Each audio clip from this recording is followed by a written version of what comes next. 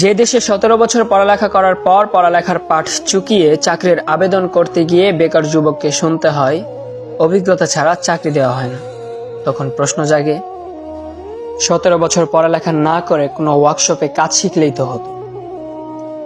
যে দেশে পাশ করার 4 বছরের মধ্যে বিয়ে করতে গেলে পাত্রীর মা প্রতিষ্ঠিত পাত্রের দোহাই দিয়ে বিদায় করে দেয়, তখনও প্রশ্ন আসে 17 বছর পড়ালেখা না করে ব্যবসার চিন্তা করলেই তো হতো, কারি কারি টাকা থাকতো। এ দেশে সার্টিফিকেট আর 2 টাকা পুরনো নোটের মধ্যে আদৌ কি কোনো পার্থক্য থাকছে?